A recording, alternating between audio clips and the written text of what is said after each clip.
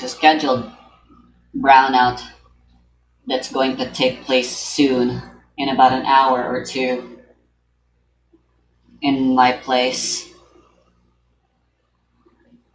And that's really fucked. I forgot about that even though Mom mentioned it earlier, but that really fucked up what I wanted to do.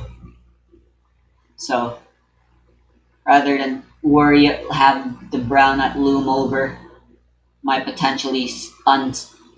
me potentially losing progress on my projects, I've decided I'm just gonna go play some more Final Fantasy Renaissance before I go to sleep. It will be an excuse for me to finally sleep early for once.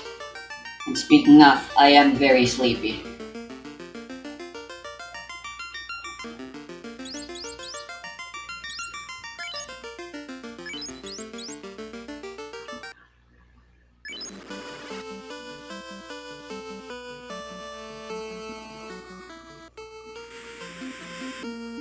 I'm just gonna play until the brownout happens and then I'll be going to sleep then.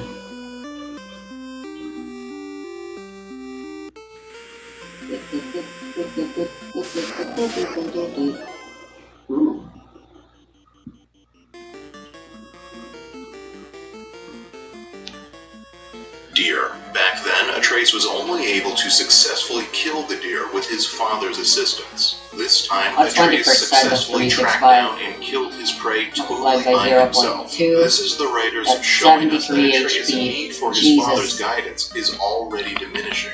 Atreus is also the one who preps the dog sled, the one who takes care of the animals, the one who carries the deer carcass later. When they finally get back to the house, there's this moment when Kratos looks back at his son and sort of smirks without saying anything. It's this very quiet moment of pride. He's clearly pleased with how far his son has come. But look at this. Atreus has a secret. Something he's very obviously hiding from his father. And dude, Atreus, if you're trying to hide something from your dad, maybe don't pull it out right in front of him. Of course, the purpose of this moment is to show us that Atreus already has a private life separate from his father. His own story, his own adventures. His son has already started to drift away from him, and Kratos doesn't even realize it yet. And finally, notice how easily and casually Kratos rests his hand on Atreus' shoulder here. How close they stand together. In the last game, this was something Kratos really struggled with, being capable of showing his son affection. And look how far he's come now. He's grown a lot. You didn't even know I like God of War. This opening scene is really dense with information. The writers are communicating so much to us about both these characters and their relationship in a really short space of time. Something I've noticed about the difference between how video game stories are written is how efficient and compact the writing in video games has to be sometimes. The writers know they need to get to the gameplay as quickly as possible, so even though this is a relatively long cutscene, they still have to really pack it full of important story content, as much as they possibly can. Almost every second we are I don't know how to read this port, but I know I've been here before. At least in the PlayStation 1 version of the original. First, we're seeing the start of that second character arc, his relationship with the world around him, going from being cut off to being an essential part of that world. Perhaps I should buy a lot Despite what he claims later, I have the money. Kratos is hiding. He is hiding from the whole world. He stays behind his protection stave, only journeying outside for occasional supplies, and then scurrying back to his den as quickly as possible afterwards. Right now, he's kind of like a monk, living in seclusion, constantly training his mind and body, but not participating in the world around him, not really living, which is exactly his situation at the start of the previous game too. Just like back then, it's going to take something extraordinary I feel like a survivor to now. force Kratos to leave home. Also, during the attack by Freya, I'm playing notice Breath of the how Wild. smoothly Kratos and Atreus move together. Father and son are there's both only cabins operating here. Dang totally it. on the same wavelength, fighting together, working together. Their relationship has found a really healthy balance. However, that balance is being disrupted by Atreus' newfound sense of self, which we will see in this next scene. Here it is. Atreus. What?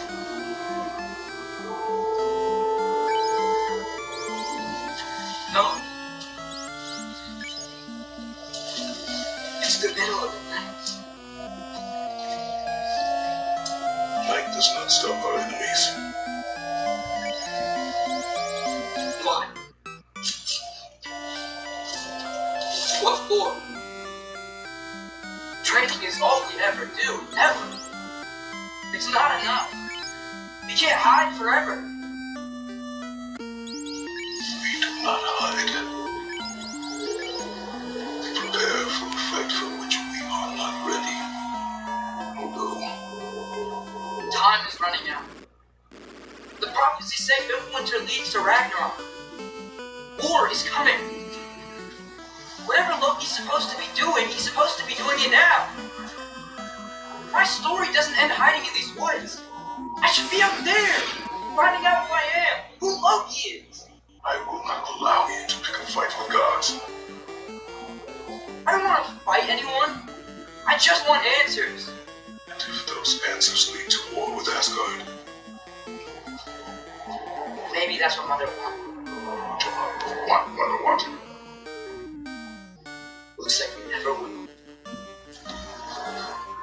In this argument, the writers are setting up the basic conflict of the story, or at least the basic conflict between our two main characters. And it's a pretty straightforward one. Kratos and Atreus just want different things. Like a lot of adults who have found a stable living condition, somewhere safe and predictable, Kratos does not want to leave. He does not want to change. He wants to keep living in stasis, keep training, keep preparing, which is really just an excuse not to act. But Atreus, like a lot of young people, is ready to leave home. He's ready to make a life for himself, find his role in this story. He is restless, and Atreus is ultimately going to win. It's a lot more comfortable getting in and out of the marsh caves. Life is change. Stories don't let characters just sit around in one place forever, the same way life doesn't let any of us sit around in any one place forever. A couple other notes on this scene. Of course, I can't explore for long without immediately getting demolished. So Kratos tries to get him to train, because that's how Kratos knows how to deal with grief. He distracts himself with action. We saw it in the last game when he used the deer hunt to distract himself from his grief over the death of Laufey. He is trying to help Atreus here in the only way he knows how, but that's not what Atreus needs right now. Atreus needs to work through this grief by confronting it head on. Also, during this argument, we can definitely see the barely controlled rage that still lies dormant within Kratos' personality. You can hear it in his voice. He's keeping it under control, but jeez, this guy has a lot of anger in him, which maybe shouldn't be surprising since anger has always been one of Kratos' defining characteristics. But it's still notable that even after all that growth, he is still this angry. Next, notice the way Atreus keeps pushing back in this argument.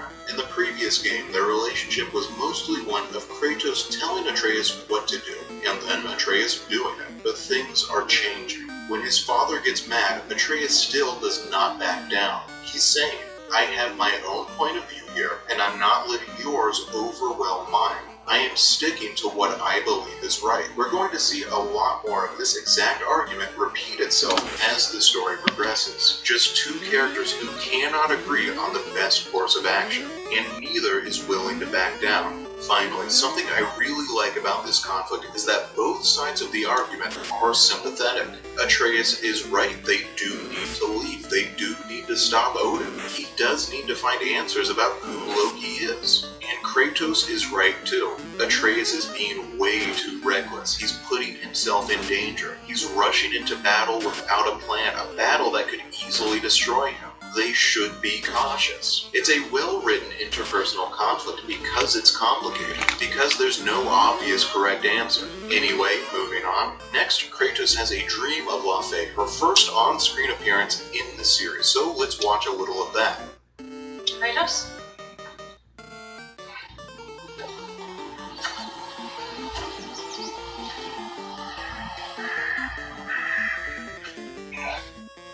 Are you joining? I was expecting a longer fight.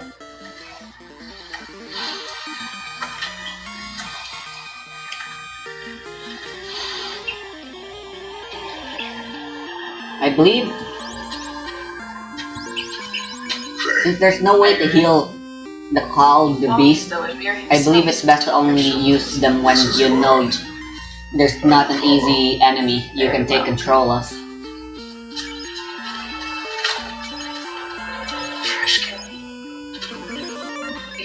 some. Am I to decipher your grunting? Tell me your thoughts. Count the predator. A wolf. Yes. Predators kill. It is the natural order of things. The words are misguided. The sick wolf we found beyond our stage. He found his way inside. As I said, we should have acted. It was not our concern. Now it is. The problem doesn't have to reach our doorstep for it to be our responsibility. If we have the power to limit the harm it could cause, I guess I'll bring up the we should shark. act. Who are we to hide and do nothing? You're not hiding. The game suggests that these are more than dreams and more than memories, some way in which Faye is actually communicating beyond death. The exact mechanics of this communication or the lore justifications don't really matter for the purposes of this video though. For our purposes, we just need to understand that this is a vehicle for the Everyone's writers to damaged get now. Faye on screen. The writers wanted to show the audience Alright, who they're she weak. was as a character, what her relationship and interactions with Kratos looked like.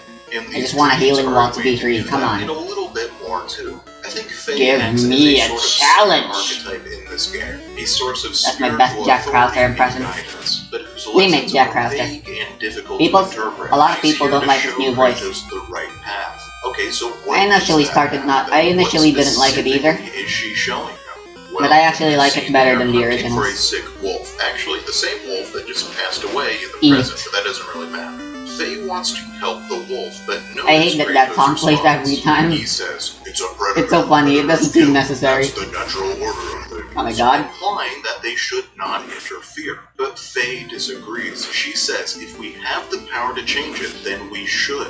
The question of nature, of the natural order, of fate and destiny, and how much control we have over our fates and our nature is the Why? central theme of this game's story. It comes up again and again. And it's also central to that question of Kratos' relationship with the world. Is he just going to sit back and let the so-called natural order of things play out? Let the predators like Odin eat their prey unhindered? Or is he going to put his thumb on the scale? Is he going to defy nature, choose to be better than his nature? Before we move on, let's examine how Faye's character is being portrayed here. She is shown to be calm. She speaks softly but firmly. Notice the difference in the way she argues with Kratos compared to how Atreus and Kratos were arguing with each other earlier. The boys were all bluster and shouting, all hot and bothered, getting angry, getting up in each other's faces. On the other hand, Faye is just as firm in her position as Atreus was, but expresses it much more gently. She is questioning, she seeks understanding. She is in control. Kratos is the one following her. She is being depicted as a strong character, someone with high emotional intelligence, perhaps a negotiator, but also someone who is willing to fight to make things right, to fight against nature and destiny. I think you can easily see why Kratos admired her so much, and also why she was able to see past Kratos' scars and see the man he could become when no one else could. Okay, let's move on. We're gonna skip past the Atreus turned bear fight and watch a little of the aftermath. Here it is.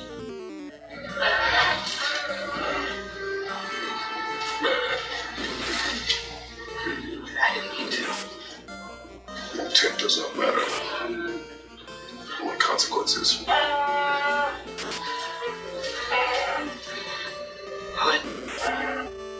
What can we do? Nothing. Nature will take its course.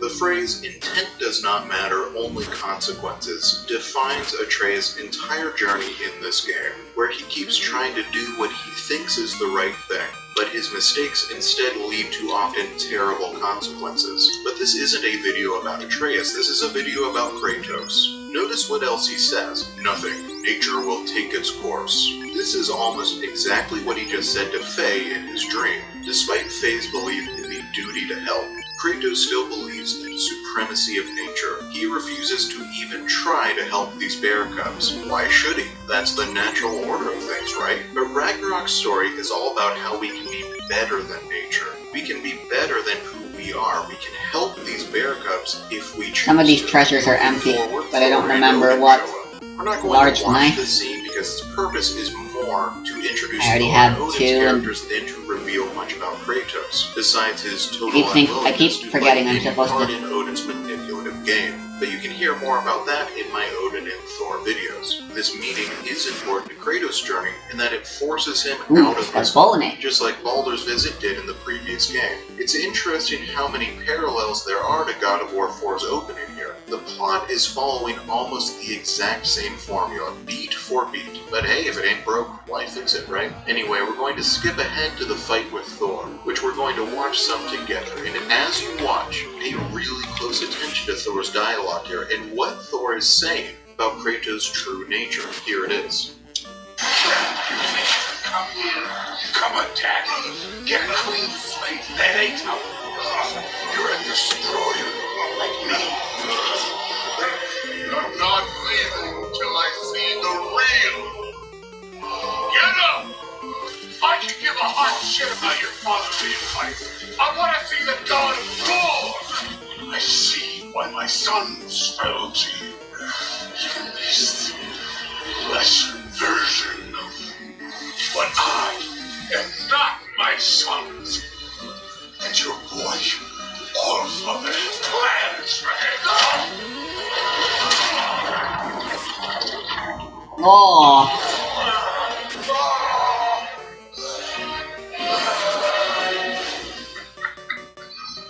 There he is.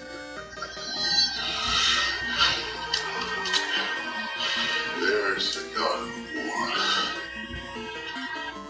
Thor says over and over again, show me the real you, show me the killer, show me the destroyer. Thor is implying that this version of Kratos, who has grown so much, who is calmer and wiser and more patient, that is not Kratos' true nature. Kratos' true nature is violence and battle and destruction. And he may be right, because it's not until Kratos unleashes that rage-filled version of himself that he manages to break out of Thor's hold.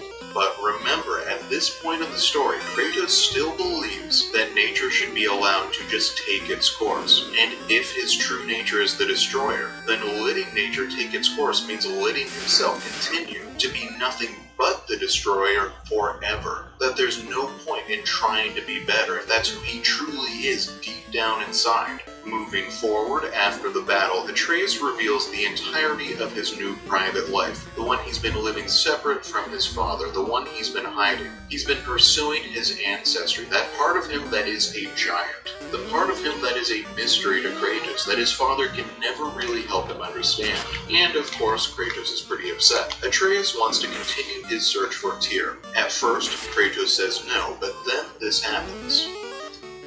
Brothers, for what? Don't hold the lad's curiosity against him. It goes with being young. In my youth, we learned obedience. And is that what you wish for him? Brother, he's going to walk his own path. If you don't want him walking away from you, then smarten up and walk with him a while. If we could find a way to open rum travel to Svartalfheim, and there'd be all sorts of useful equipment for us to... Enough. We'll go. Really? But if we do not find Tyr, you will abandon your search for good. Oh, right. You won't be sorry.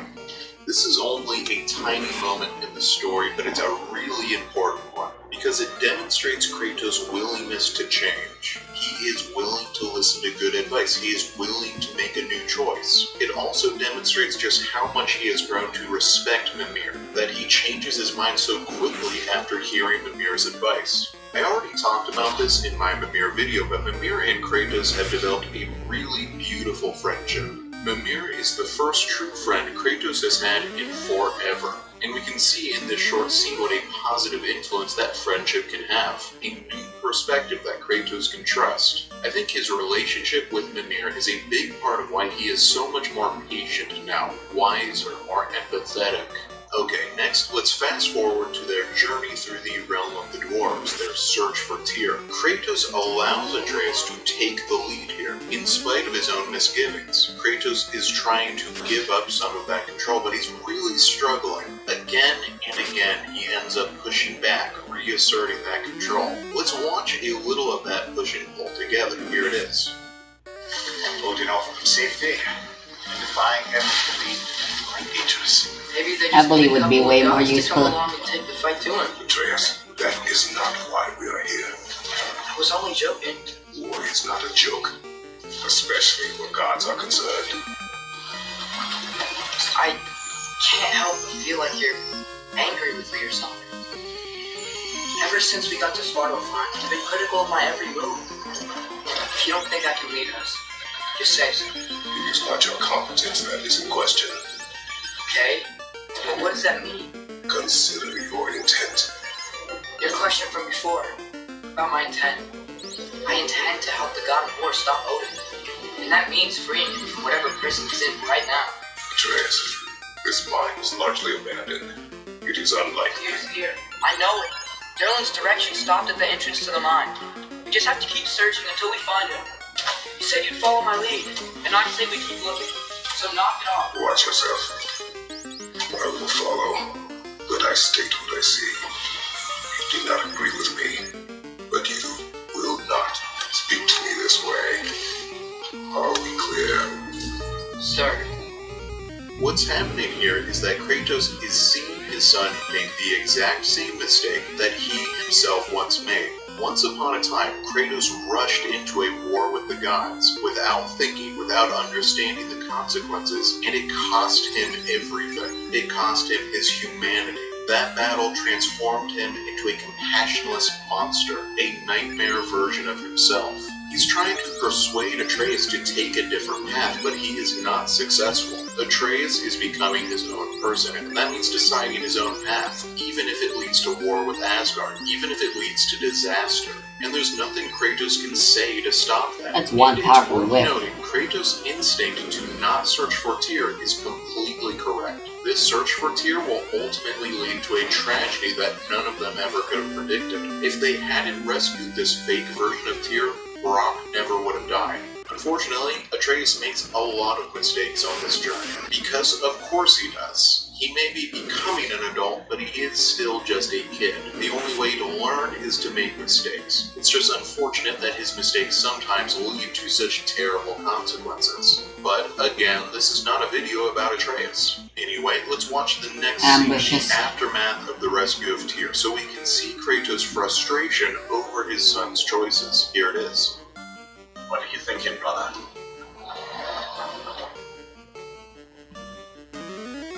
I am thinking. I want things to be the way they were. Well, I'd like to climb a tree again. Stop ships sail.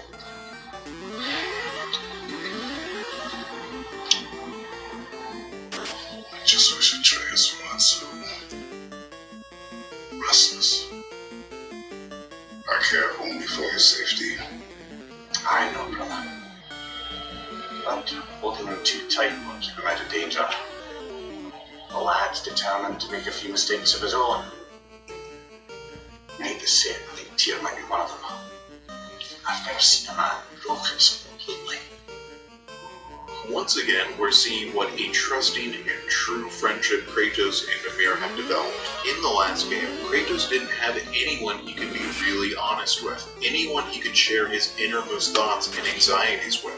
Now, he has Mimir, and what he says here is so sympathetic. It's such a human moment. He just wants things to go back to the way they were. Everyone feels that way sometimes. A desire to return to some simpler, easier, happier time. For in God, Kratos is often a very human character. You can see him slowly realizing that he doesn't have any clue how to control Atreus' recklessness. No one, not Kratos, not Mimir, knows how to prevent Atreus' recklessness from becoming tragedy. Atreus is a bit of a stupid kid, because all kids are stupid kids. In this scene, the adults are wringing their hands and asking, how can we stop the stupid kids from doing stupid things? And the answer is, as Mimir says, nothing. There's nothing they can do. I think you can hear in his voice how helpless Kratos feels at that realization. He's not used to not having control over the situation, and he's really not used to not having control over his son, but he's just gonna have to get used to it. Okay, let's move on to the journey to Alfheim. The first time I played the game, I was confused by this section. It didn't feel to me like it had much thematic significance. The whole thing felt like a bit of a random detour. It wasn't until this most recent playthrough that I realized its true purpose. This Alfheim section is actually all about Kratos and Atreus' relationship. It's all about them. After his previous journey through the realm of the dwarves, Atreus is certain that his father will call the whole project off, refuse to go on any more adventures with them, insist that they give up and go back into hiding. But Atreus is completely wrong. On his own initiative, without any prodding from Atreus at all, Kratos plans this trip to Alfheim to look for more information about the giants. Why does Kratos do this? He doesn't want to go to Alfheim.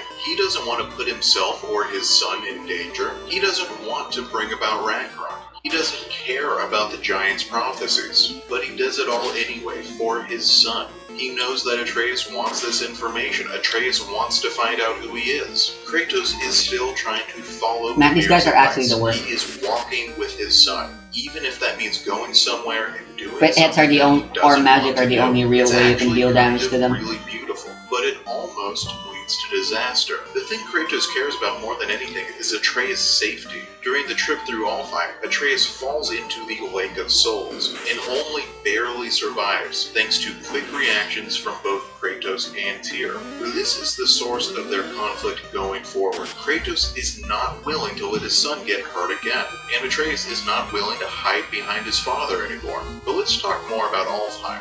During that journey, they also encounter the Light of Alfheim again, and then something really fascinating happens, which we're going to watch together. Here it is.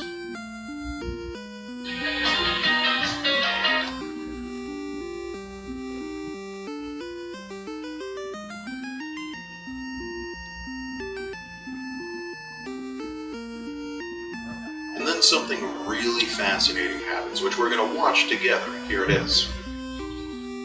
Conversation was difficult, to say the least.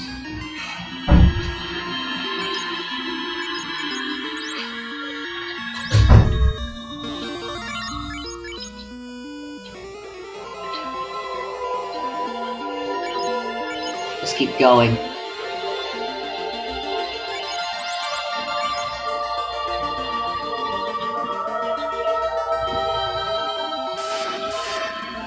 Fuck.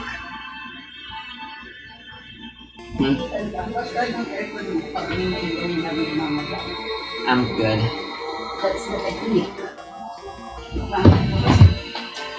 Fine. Medyo mainit siya. Ano oras na ba? Quarter to 9, 1 hour. 21, yeah. Para bago mag... What are you doing? Hindi ko alam kung buwado yan. That should be good. It'll turn off in 1 hour regardless. Eh, masisira naman pag nag-off sa brown out. She's gone.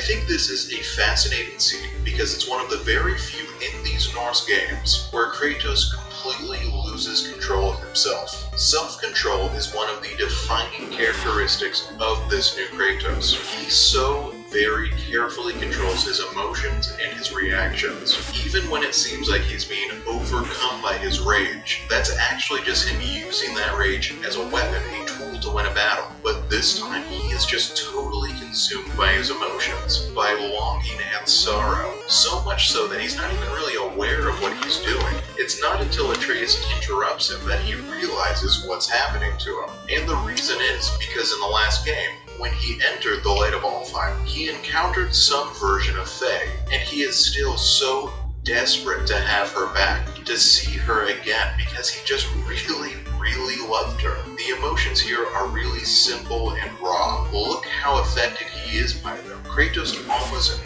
never looks like that. And we should talk a little bit about this side quest where they free the jellyfish. In the previous game, there were all these ghosts who were asking for help, offering side quests. And every time, Kratos would be like, "No way, we shouldn't do that. Oh, no way, they're undead." But Atreus would always want to help, always push back against his father's intransigence. This jellyfish side quest is notable because it is, I think, the first time in the Norse games when Kratos willingly goes on a side quest. And he does it for no reason other than because he knows it's what his son wants to do. Like I said before, this Alfheim section is all about Kratos trying to be the father his son wants him to be, doing the things his son wants to do, which is why this side quest is here too. Anyway, moving on. Let's watch the aftermath of this journey through Alfheim, when the fault lines really begin to appear in their relationship. Here it is. Here you are. Meal fit for a champion. Enough. I said we would speak no more of that. Yes, of course. Didn't mean to offend. I'm not offended. It's just a word. Word that clouds your judgment. So, you really don't think it means anything? After the journey Mom sent us on? Everything we saw in Jotunheim? What was it all for? Don't you ever think about that? Every day. But I cannot believe the purpose was to inspire you to take foolishness. But what if the giants are counting on? What giants? I'm counting on you. To be safe. To be smart. But it's the judgment of a man and not of a child. But what if Loki going to Ironwood is the only way that Oh, Atreus. My son. And nothing more. Do you hear me? I'm not hungry. Okay, so in this scene, what Kratos is trying to do is express his love for his son. He's trying to do it gently. He's trying to do it patiently. It blows up, partly because Atreus is being a bit of a brat, but also because Kratos, despite his best intentions as a father, doesn't quite realize what he's saying. Kratos is gruffly shutting down all this talk about Loki and the champion, because he wants Atreus, to be his son, who he loves, who he wants to protect. But what he is accidentally saying is, or what Atreus hears is, you are only Atreus. You will never be anything more than Atreus. You cannot be a champion. Your Jotun ancestry does not matter, is not a true part of you. What Kratos doesn't understand yet, no matter how much he wants it to be true, is that Atreus isn't just Atreus, he is also Loki. He does have this other ancestry that he is desperate to understand. In his dialogue, you can hear Kratos trying to control his son's identity. He's not doing it maliciously, he is motivated by love, which is what makes him so sympathetic, so understandable. But it's still a form of control. I do feel bad for Kratos here because he's right. He has done everything Atreus wanted, he's been trying really hard, and there has been very little gratitude shown.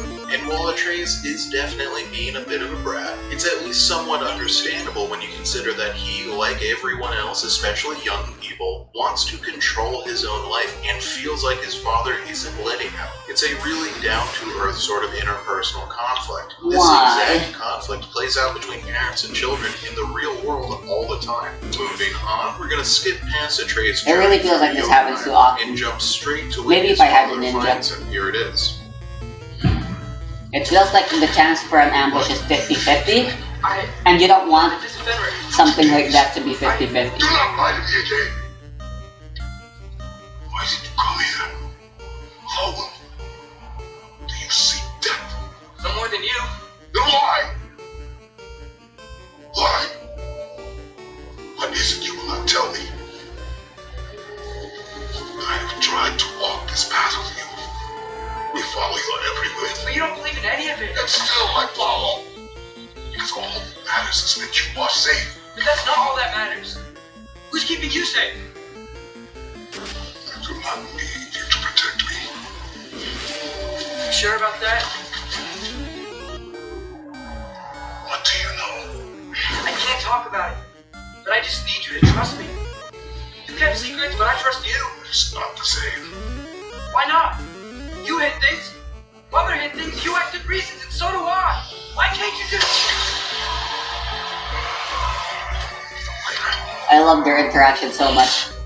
Kratos and Atreus' relationship is coming closer and closer to reaching the breaking point, but we're not actually there yet. Once again, good writing, we're seeing a good conflict acting. where both sides are sympathetic. Ragnarok and But for the now, previous we're game only before going to look at Ragnarok this are from both just Kratos' really good. perspective. His I keep son forgetting has that. disappeared for 3 straight days without telling anyone where he was going. We never get to see it on screen, but Oh, if I imagine catch the shark, panic during they those full 3 heal. days. His desperation, his Is that absolute intended? fear. Atreus could be in trouble, could be hurt, could be sick, could be imprisoned, and he would never know it, never be able to do anything about it. For those 3 days, he didn't even know whether he would ever see his son again. Imagine how horrible that would be as a father. And then Atreus pops up, refuses to say where he's been, gets defensive, argumentative. Kratos' anger is very understandable here, especially after he tried so hard earlier to do what his son wanted. At this point, these two characters are completely at odds with each other. They don't understand Something each other I at feel all. I haven't been doing But enough is also, something using important to V3 note spells. is that I for really should Kratos, use them giving more. up control is going to She has them, eventually she mean needs to not use them. knowing where he is, not knowing if he is hurt. For those 3 days, Kratos got a preview of what his future relationship with an adult Atreus is going to inevitably become, and he was not able to handle it. Obviously, that is not his fault. We totally understand why, as a parent, he struggles with this. But still, this is his character arc. Eventually, he will That's have that. to accept it. Okay, next we have to talk about this long section where Kratos is journeying through Vanaheim with Freya. And here we finally get to discuss Kratos' relationship with someone other than his son. It's worth noting that this is the first time Kratos has been separated from Atreus since his son's sickness in the last game. They have There been is some you basically run. inseparable since then, for years and years. So this trip to Vanaheim is I think that's a big good deal motto for to his live by. character. Eventually, they are going to be separated all the time. Kratos is going to have to figure out who he is when he's not being a father 24/7. And I have this is nothing where to that deal arc with really against them. begins. At And the if they start of ambush this us video, like that, I talked some about how man. this game's story was about Kratos learning to close the emotional Ambushes distance happen way too some of often, the and maybe other I'm just the characters. unluckiest And that's what person we see here. to ever At the start play of Final this section, Fantasy. he and Freya could not be further apart. She hates him, I'm- despises him, I'd wants be him more dead. happy And if it were importantly, she the does latter. not understand him. She does not know his past, the choices he has made.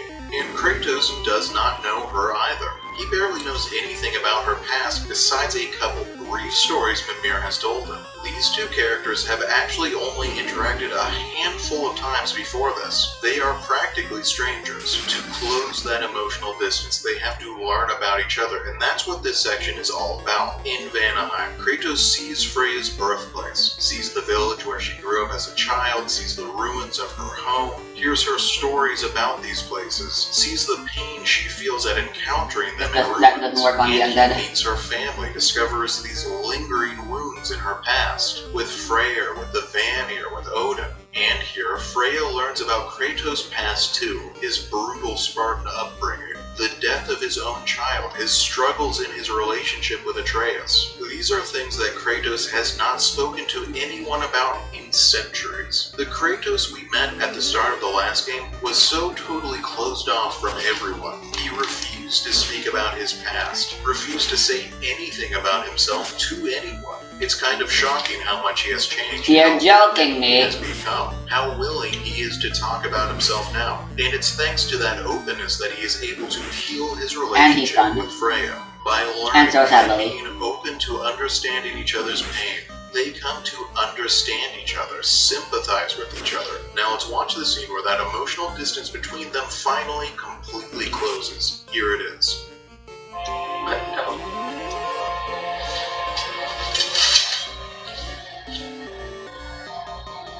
You are not the one who needs to die.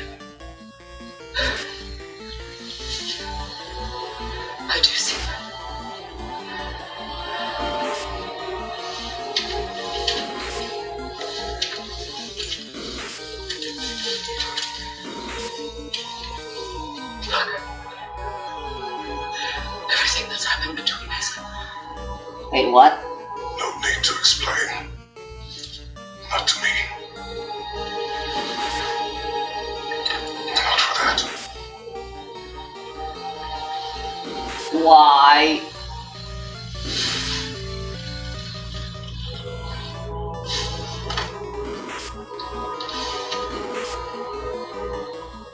I do not regret saving your life, and never will. But the choice between life and death should have been yours to make. I should not have robbed you of that choice.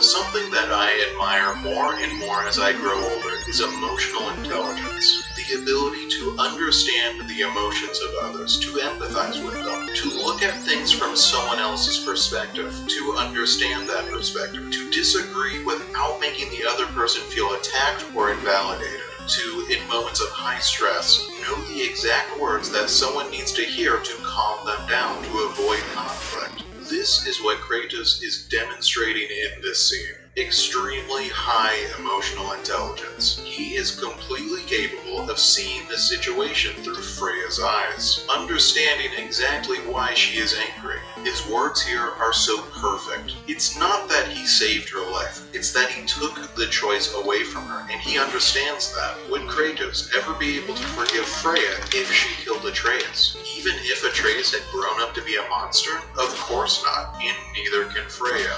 She cannot forgive him and she can't stop being angry, but she can understand him. And if she can understand him, she can work with him. And that's more than anyone can really ask for. It's incredible that this Kratos is the same character who we watched brutally slaughter all those people back in God of War 3. Even the same character who refused to interact with others unless absolutely necessary back in God of War 4.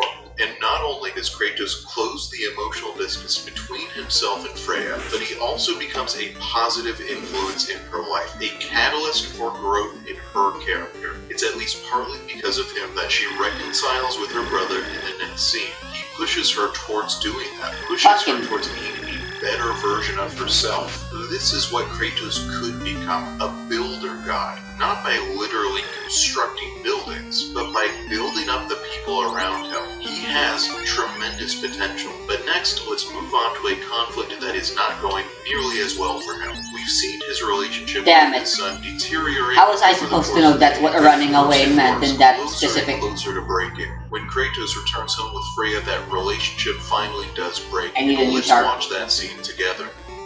So you're back. Are you ready to answer me? Oh, what? Where did you go?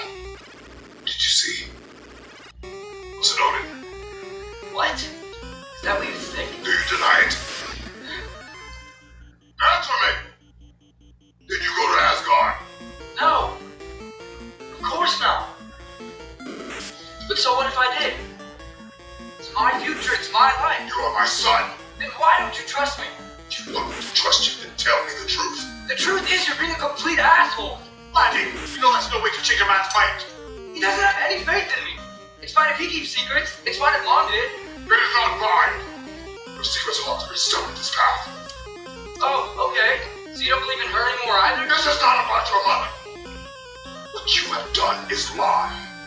Wonder where I learned that. That's quite enough. Since when do you always take his side? Since he became the one making sense. Look, I was only thinking about going to Odin. And I swear it's for a good reason. There is no good reason to go to Odin. You only cloud your mind. But I'd be going for us. I gotta stop something bad from happening. Something bad did happen. Look at me, and Freya, and Tyr. Odin did this to us. What's got everyone caterwauling all of a sudden? Atreus wants to go to Asgard. Asgard? You kicked in the head or something? I guess everybody's against me now. You must choose who you're going to be. Are you going to continue to lie and keep things from me? Or are you my son? Choose?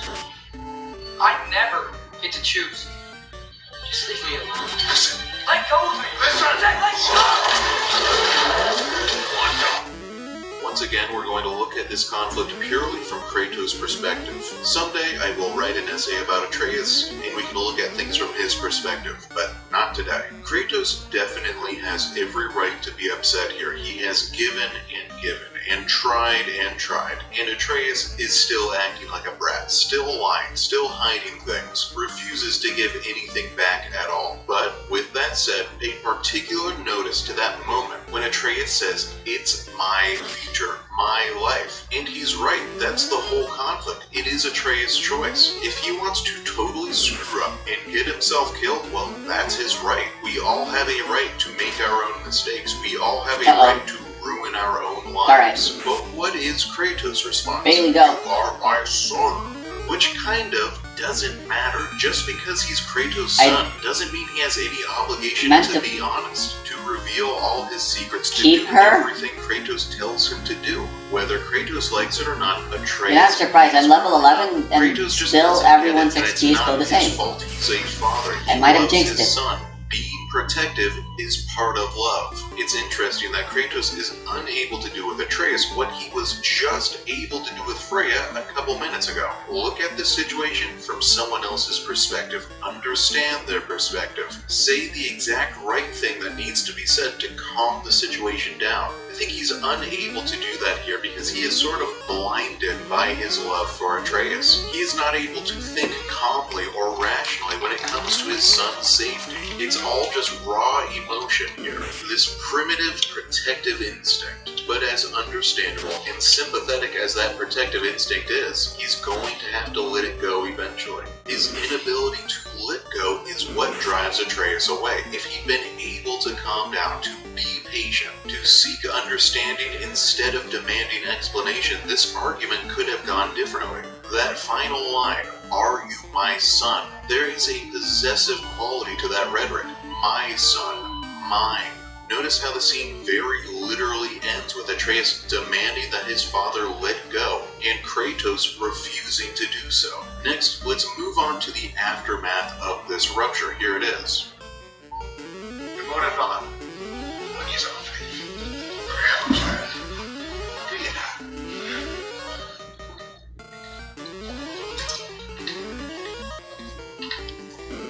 Remote. You found me once. Could you do so again? I could try, but I don't see how that would They help. are the fates of these lands, are they not? I will know what they know. You may not find them cooperative. As long as I find them, where do we search? Midgard. But if Atreus is in Asgard, there's no getting him back without an army. We should be racing. Yes, nothing like a catastrophic war to improve the situation. The boy seems quite capable. Perhaps if you simply give him some time. You are not free of blame. You encourage his foolishness. It's confusion. I do not seek war. But if Odin has stolen my son, do not doubt the things I want. Your nature has always been clear, Kratos. Kratos claims that he has a plan, but he really doesn't. His so-called plan is just a desperate long shot, a Hail Mary, thrown by a father who doesn't know what else to do. And this is a unique moment for him, because Kratos usually comes across as so confident and so sure of himself. In the face of this conflict with his son, like so many other parents, he is lost. How do you heal a rift between yourself and your child? How do you protect your child from a dangerous world? How do you protect your child from their own recklessness? Kratos doesn't know, so he decides to ask a group of seers who supposedly have the answers to every question. Can even see the future. He goes to the Norns. Multiple times in the series, Kratos openly expresses contempt for the Norns' supposed ability to predict the future. He is contemptuous of the entire concept of fate. Back in God of War 2, he slaughtered the Greek fates, defied destiny and time itself to do so. Like Freya says, of all people, Kratos is the last person who you would ever expect to seek the Norns' guidance, but he simply has no other options. reasons. He has nowhere else to turn. When it comes to his son, Kratos is not willing to sit around and wait to find out what will happen next. He has to do something, anything, which is kind of ironic because that's exactly the opposite of what he was doing at the start of this game. Finally, when something good's happening in my life. Stasis. That little confrontation with Tyr is notable too. Firstly, because Kratos is clearly aware of fake Tyr's manipulative nature. The way he has been subtly pushing Atreus. That's such a sad sentence to say. Kratos is a perceptive character,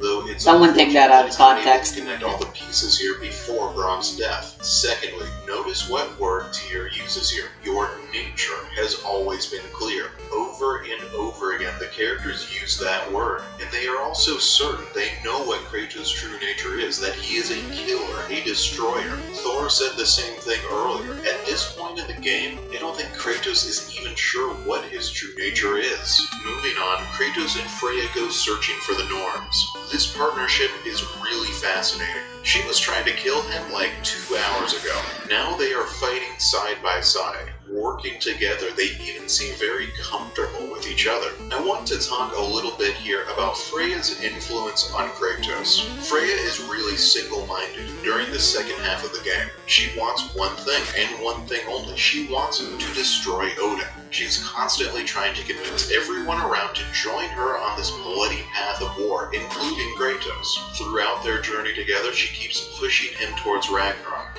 As much as I love Freya's character and how she is written and the journey she goes on, I think she's actually kind of a bad influence on Kratos, even if it's unintentional. In the end, he will have to overcome her influence too in order to make the right choice. But we're getting ahead of ourselves here. As our heroes approach the stronghold of the Norns begin to whisper to them. Somehow, the Norns know exactly who Kratos, Freya, and Mimir are. Know their sins and mistakes, know their flaws, and they keep repeating the same phrase, he cannot change, she cannot change. With this phrase, the Norns are bringing the central conflict of the game into focus. Can these characters change? Can anyone truly change? Now you might be thinking to yourself, wait, hasn't Kratos already changed? Like, a lot? He's way less violent now, he's more patient, he's more empathetic? But what the Norns are suggesting is that those are shallow changes. Kratos may be behaving differently now, but deep down inside, he is still that same violent person he was before. When given the right motivation, when the right buttons are pushed, all that apparent character growth will dissolve, and he will go back to being the exact same flawed person making all the same mistakes again. And isn't that the most terrifying possibility of all? We all want to change. None of us are as good as we would like to be. We all make mistakes. That's why we're drawn to characters like Kratos, who inspire us by showing us the possibility of personal change. But what if it's all a farce? What if he hasn't grown at all? What if he can't grow? What if none of us can truly change? We like to think that we can learn from our mistakes, but if that's really true, why do so many people seem to make the exact same mistakes over and over again? That question is what God of War Ragnarok is all about. And to see more Never of knew that how theme, lenient let's the watch game was scene where with Kratos money. meets the Norns. I guess that's what happens when you rely on an exploit and refuse to play the game normally. The home of the Norns. Because the game really is as easy as I always say it is. They have finally reached their destination. Kratos speaks first. I seek my son. You know the child is in Asgard. No, you see. What all who search for us seek. To know the ending to your story. The ghost of Sparta furrows his brow menacingly. He resists the urge to grunt.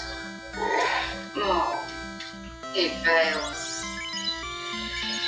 You come to us, hideous archetypes, seeking freedom from your scripts, as if knowing your lines would grant you the power to rewrite them. Speak plain.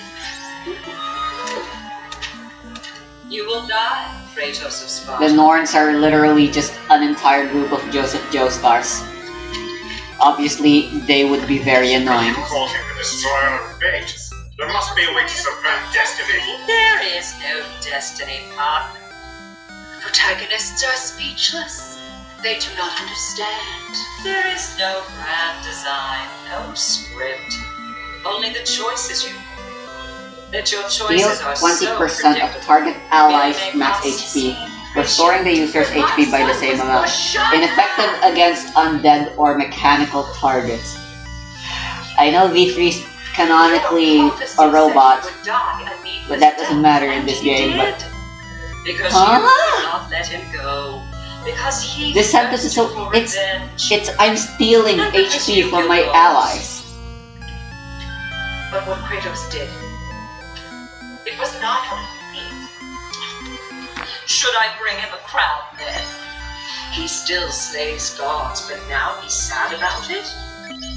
You are the sum of your choices, nothing more. And because your choices never change, you will learn that Heimdall intends to kill your son in Asgard, and you will do what you do best. And in Ragnarok, the skies burn, the curtains fall, exude only. Again, he misses the point. Focusing on the second act to the exclusion of the final. A common mistake in storycraft. We are leaving.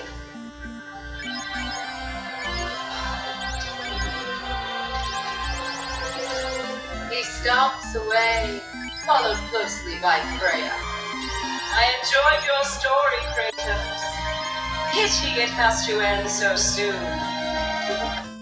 I've discussed the Norns in depth in a previous video, but it's worth doing a brief recap here. The Norns are seers, but they cannot actually see the future. What they can see is a person's nature. They know who you truly are, beneath your skin, beneath whatever image you present to the world, deep down inside. And because they know who you are, they can predict which choices you are most likely to make. They are not masters of time. They are masters of human behavior. They can and do influence events. They know how you will react to certain stimuli, certain information. For example, they tell Freya that her son will die. Knowing that, with this information, because of her nature, because she is willing to do anything to protect her son, she will go to such extreme lengths in her protection that she will actually cause his death. And the same thing happens here with Kratos. The right stimuli, the right motivation, the right information, the right buttons pushed, and all of Kratos' hard-won growth vanishes. He is told that Heimdall will kill his son, and Kratos instantly transforms back into the Destroyer, the God Killer, the man who will wage war on the gods, the exact same character he was back in the original trilogy. For a long time, it seems as if the Norns are right. Kratos' nature really is the same as it ever was. But there is one key difference here. Back in the original trilogy, Kratos was alone. Now he has Mimir, he has Freya, he has Brock and Sindri, he has his son. Kratos has this whole family who all care about him. His nature may not have changed, but his circumstances, his relationships, his friendships definitely have. Even if you don't change, the world around you still will, just as it has around Kratos. The question of whether or not Kratos has actually regressed back to his old self is further complicated by his interactions with Brock. Okay, so to slay the supposedly invulnerable Heimdall, Kratos seeks the aid of the dwarves, who then sets off on a journey with Brock to craft a magical Heimdall-killing spear. During this journey, Brock receives some pretty devastating news. He realizes that he does not possess a complete soul anymore, that he is in some ways less of a person, a freak, a zombie, and worst of all, that his brother lied to him, has been lying to him for years. Now, let's watch together how Kratos reacts to all this. Here it is. Fuck! Damn it, Sindri, you lying stats brother! I knew it. I died. I fucking died! The fuck you want? It needs a blessing. Yeah, well, the one to give us the blessing just fucked off into the tomb! It needs the blessing of a great blacksmith. What? No, I can't bless shit. I don't have all my soul bits. The blessing wouldn't mean squat. It is the nature of a thing that matters. Not at all.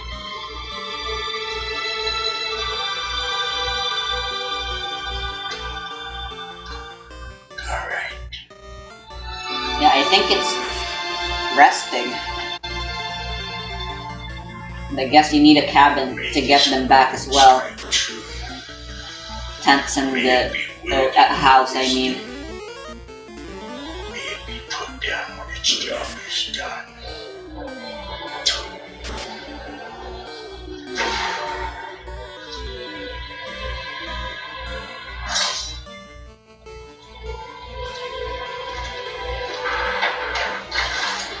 Let us return home. You Sunday hard seltzer.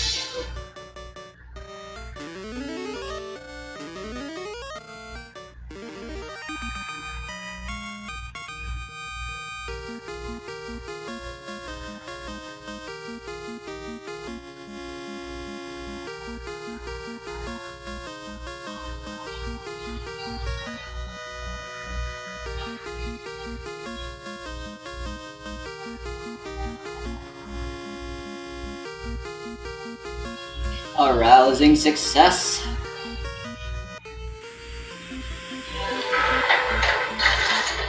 Let us return home. This is my favorite scene in the entire game. I think it is truly, genuinely beautiful. An act of pure kindness and generosity without any ulterior motive, for no reason other than to help a friend in need. This is not the Kratos we knew back in the original trilogy. I don't care what the Norns say. I don't care whether he kills Heimdall or not. I don't care what his true nature is or whether it's actually possible to change that nature. The Kratos of the original trilogy would not have done this for Brock.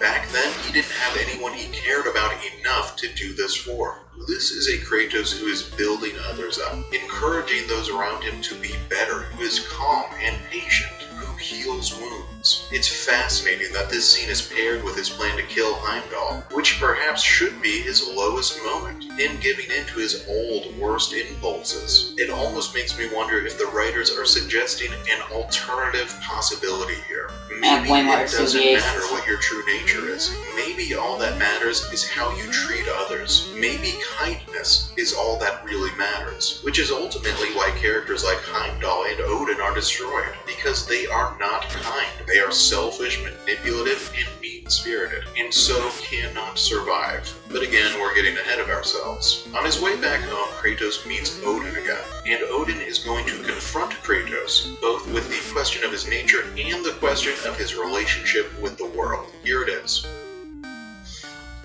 You don't really want war, do you, Kratos? All that blood on your hands, on your son's hands. I want peace as much as you do. Perhaps we can find it together. He's lying. I know. Now, boy, he's everything I expected. So clever, kind. I'm sure he's yours. The kid, he really ought to be very proud.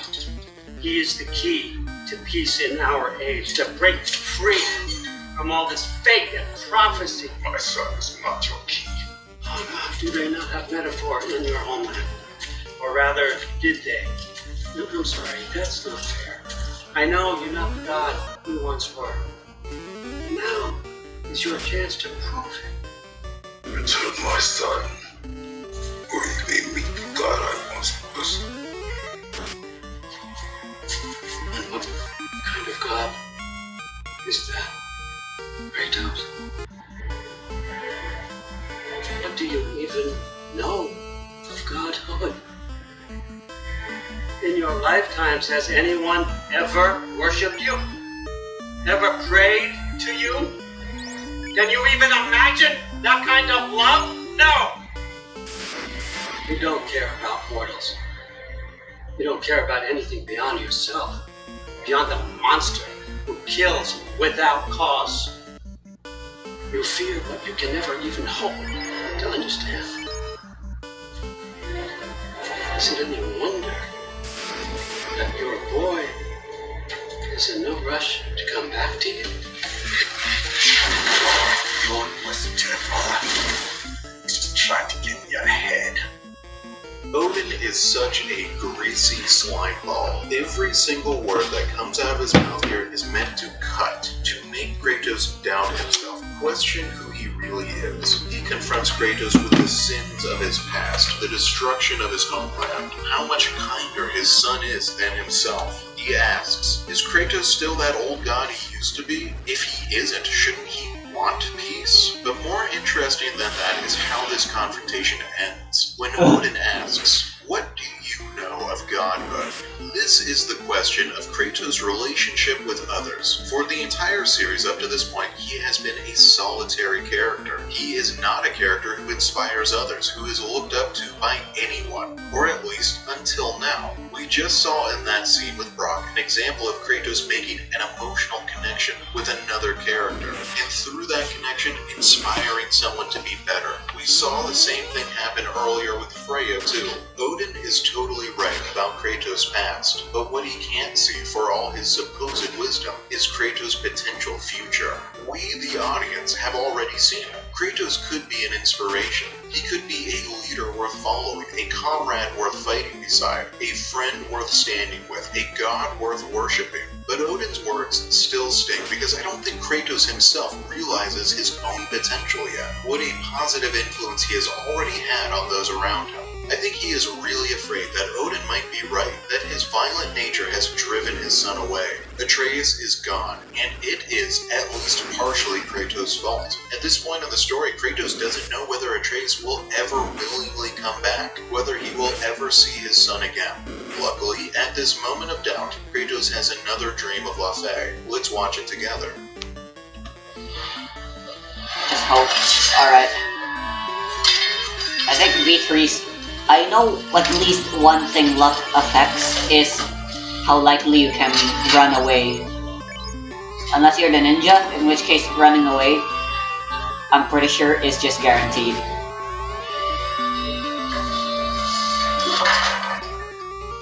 Ultimately, these guys just raise luck, so I'm not gonna go out of my way to eat all of them, but I'll eat whatever is convenient to come across. Uh-oh, here they go.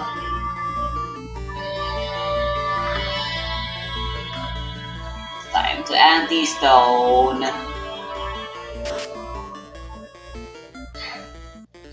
Yep, they lived. Oh boy.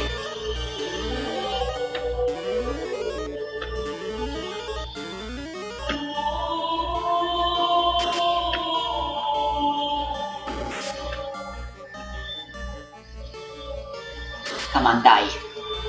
Thank you.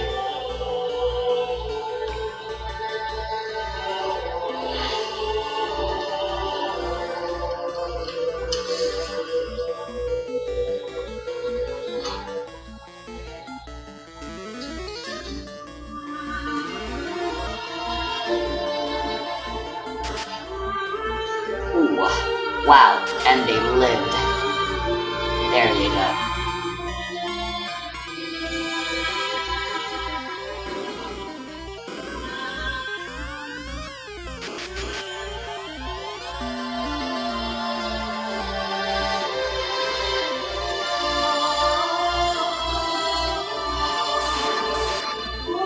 Fucking hell. Why?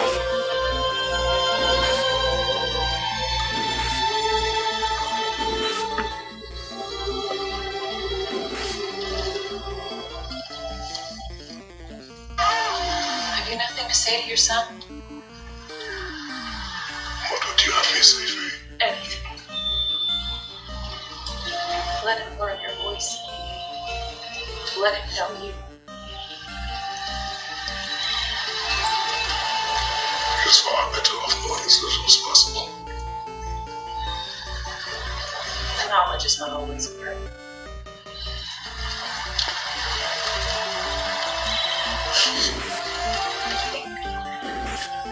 Almighty God of war, frighten his own child. I do not fear our child, Faye.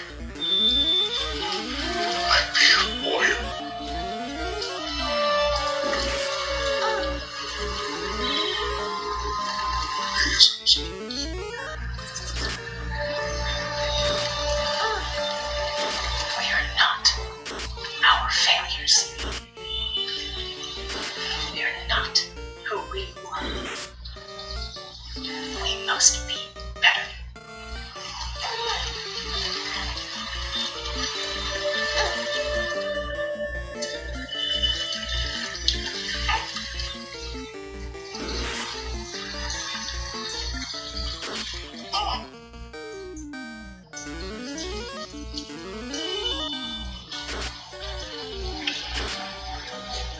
Atreus is our future.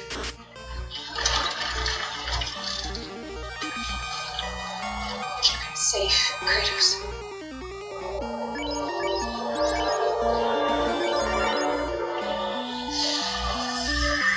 Protect our son.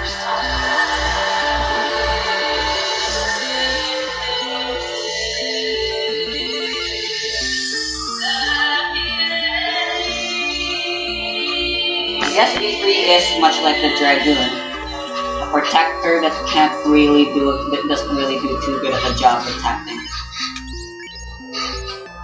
But still, the Paladin is still the best at that.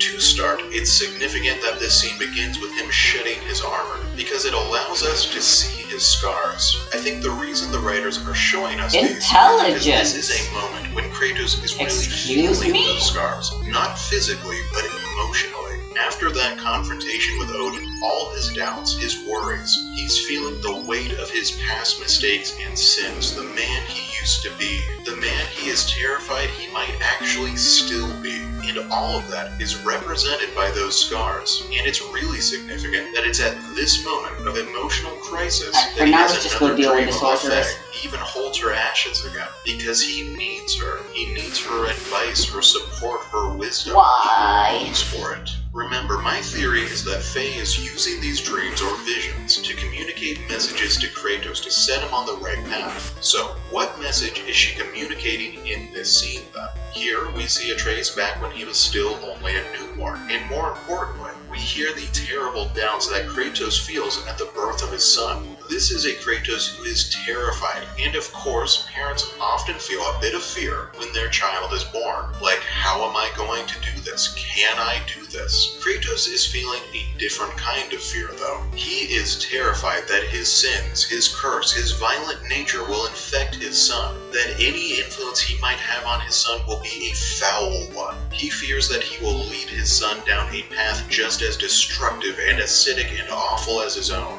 And of course, Kratos is still afraid of this in the present too. That's exactly the fear Odin confronted him with. This is the source of his doubts. Here, Faye is trying to communicate to him the message that he can be better than his mistakes. It's still possible. It's always possible to grow.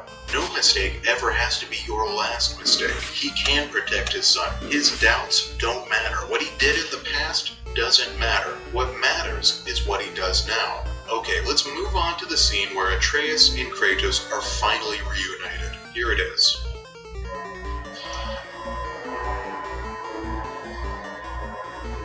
What do I call you?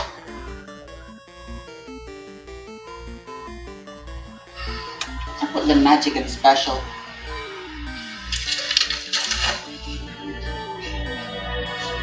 Haven't seen them be useful anywhere yet.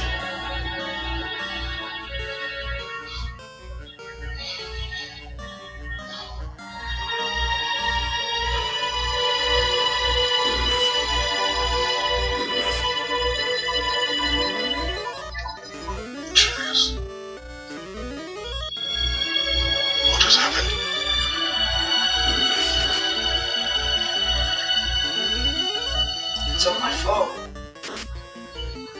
The Hellwalkers. They're everywhere. Everywhere. It's not your fault. Yes, it is. There was a wolf in hell.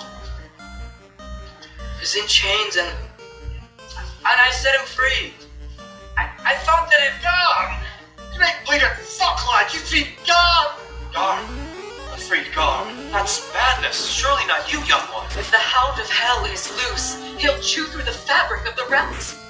Hellwalkers are just the beginning. What were you thinking? Aye, this is a fuck up of not insignificant proportions. What would drive you to such mischief? Is this Loki's doing? Enough. Leave him. Atreus has made a mistake. One that we will fix together. As everyone expected, Atreus' recklessness finally led him to making a really big mistake. A mistake for which he can make no excuses, that he cannot fix by himself. With nowhere else to turn, Atreus goes back to the one person he knows will always support him, his father. This is another really beautiful moment. Whatever they've said to each other, whatever their previous conflict, it all falls away. For this brief moment, their relationship becomes very simple again. They are nothing but father and son as soon as Kratos sees how hurt Atreus is. All he wants to do is help, to understand.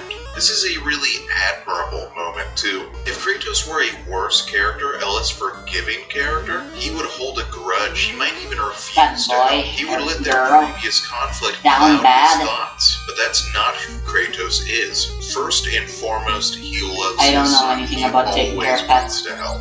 I really like how Kratos is the one who defends Atreus from the other adults. Kratos is the only one who says the obvious. He made a mistake. We've all made mistakes. And like most mistakes, we can at least try to fix this one. And it works. Father and son reach their old equilibrium again. By trusting each other, by working together, they do manage to fix that mistake. With that out of the way, they finally have space to hope we get lucky. the shouting they've been Give doing us previously, 2. but actually I'll even sitting accept down 3, and but listening 4, to each other, good trying God. to understand each other's perspectives. Pray Let's for me. watch that next scene. I have been Okay, I can do this. falling back into my old ways. Angry. Distrustful. With you. Now and before.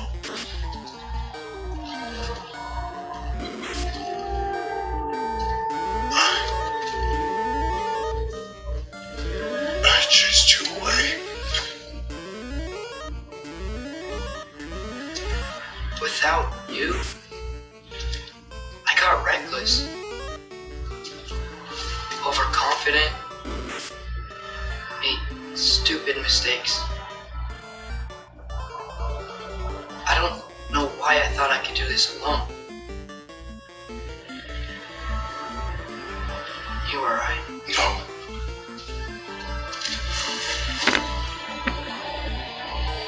On our journey together, we have grown to a warrior worthy of your namesake. I was the one who was not ready.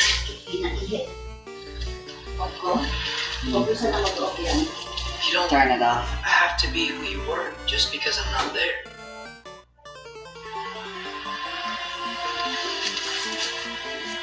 Let's make a promise. I'll listen for your voice in my head when you're not there. To guide me. And you do the same. Alright? 1 down. There are so many 2 times down. in movies and video games when I think to myself, if these two characters would just Fuck talk yeah, to each he other, killed just himself. be Like honest dress with each other, buddies. all of the problems in this story would immediately be solved. I felt something similar about the conflict between Kratos and Atreus the first time I played the game. I thought this story was falling into that old, tired trope of conflict by miscommunication. And so I was kind of shocked when these two characters did actually sit down and have an honest conversation. Just talk through their problems. It was really refreshing. I wish more stories would do this. This is also the first moment in the entire story when Kratos actually successfully defies his supposed nature, defies fate, defies the story that has been written for him. He is not going to seek out Heimdall, not going to regress into that mindlessly violent phantom of his past, not going to seek war with the gods just because that's what destiny or his nature says he has to do. Here, he and Atreus decide to forge their own path, regardless of what either of their prophecies have foretold. And all it took was a bit of honesty. All it took was choosing not to. Except I forgot that didn't work. Because of course Kratos does kill Heimdall. He does wage war on the gods, and he does bring about Ragnarok. The way Kratos and Atreus ultimately defy prophecy by simultaneously fulfilling prophecy is a complicated topic, but luckily I already wrote a whole essay about it, and it's already up on the channel. It's titled A Literary Analysis of God of War Ragnarok, so go check that out if you want to hear more, because I'm not going to discuss that topic anymore here. Instead, we're going to talk about Kratos. In this scene, we're again seeing how much he has changed since the original trilogy. He is so much more self-aware. He is capable of self-reflection. They really only show up in when he is the early game, an old mistake, and then all you there. After that, they start falling off to of it. his anger again. This is how you stop making the same mistake over and over again. Self-reflection. Being able to stop and look around and say, oh, look, I'm doing it all over again. It requires slowing down. It requires honesty. It's not easy to do. And that's why Kratos is such a genuinely inspirational character. When Kratos says, I was the one who was not ready, what he's saying is, I wasn't ready to be alone yet. He thought it was Atreus who wasn't ready to forge his own path, to be an adult, to be alone. And to be fair, I still think he's right. Atreus definitely was not ready, but that doesn't matter. What matters is that, as soon as Atreus was gone, Kratos fell back into his old ways. They have a relationship where they both build each other up. They both inspire each other to be better. Atreus is personally responsible for a lot of Kratos' growth, and in this conversation, Kratos reveals that he fears that when Atreus is gone, that growth will be gone too. He doesn't know who he will become when Atreus leaves to go off and live his own life. But, of course, just because someone isn't with us physically doesn't mean they're not still with us emotionally. A person's influence on you can linger long after they are gone, in both positive and negative ways. The solution here is obvious: to remind himself of that positive influence. To keep Atreus' influence with him even when Atreus is not physically with him. However, even with all this growth, even after defying destiny, even after stopping himself from falling into his old ways, Kratos still ends up in a confrontation with Heimdall, the god he was prophesied to kill, the true beginning of the battle for Ragnarok. I think it's important that this confrontation is really, truly random. Kratos was not seeking Heimdall, and Heimdall was not seeking Kratos. They just sort of run into each other. And it's mostly Heimdall's fault. Heimdall chose this confrontation. He's the one who chose to leave Asgard to pursue the Vanir rebels. He's the one who chose to break off from the battle and follow Kratos' flare. And when he encounters Kratos, he's the one who chooses to stay and fight. When Kratos offers him mercy, it's Heimdall who chooses to keep fighting. This is not a case of Kratos fulfilling the prophecy, and it's not a case of Kratos falling into his old ways again, and it's not a case of Kratos giving into his violent nature. I've come this far, I refuse to let this be the end being an arrogant, spiteful, of everyone's XP being the same. Heimdall. Everything that follows, the destruction of Asgard, the death of Thor and Odin, in a lot of ways, it's all Heimdall's fault. All he had to do was walk away. In the end, it was Heimdall who couldn't resist his violent nature, not Kratos. We're not going to watch any cutscenes of Heimdall and Kratos' confrontation. Instead, I'm going to skip ahead to its aftermath, because that's when Kratos finally learns to let Atreus go. Here it is. Mask. Whatever knowledge it unlocks, that's what Odin wants more than anything. If I go back to Asgard, I can't. Go back.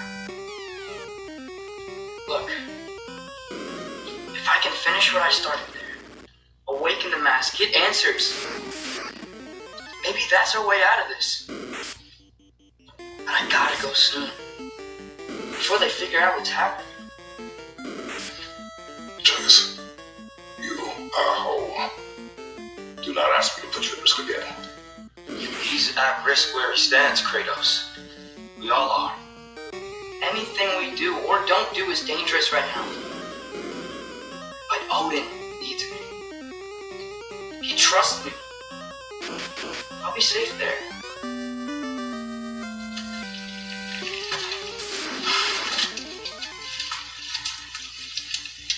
From a tactical perspective, am I wrong?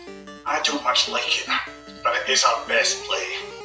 Dividing Odin's focus would buy us time. And give us a pair of eyes in the enemy's inner sanctum. But if there is truly a source of infinite knowledge, you can't let Odin have it. Aye. And once he has what he needs from you, And I lose my leverage. I get it. I'll be smart. Father, I can do this. Sorry, sometimes I take too long and I'm pretty invested in the video.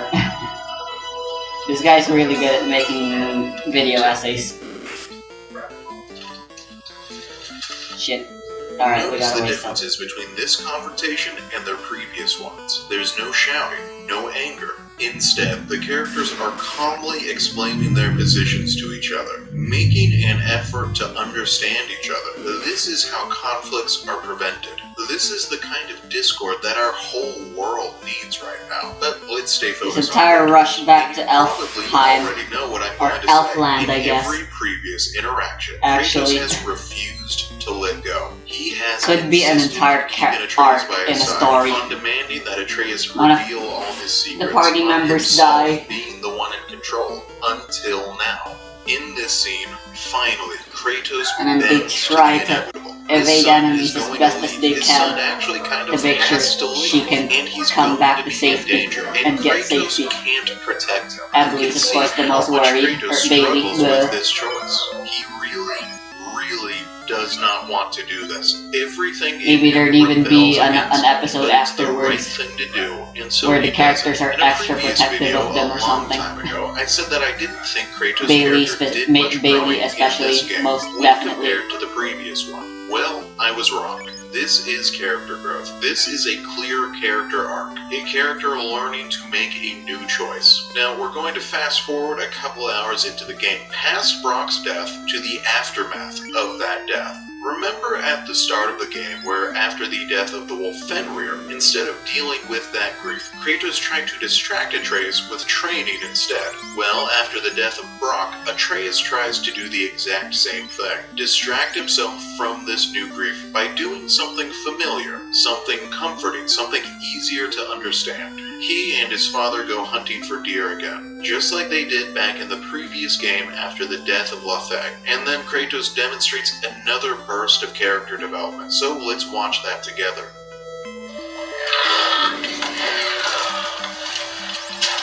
Why? That was running. and so are we. Don't understand. When an animal is wounded, it must stop the bleeding, or it will die. We have been wounded, and this is a distraction.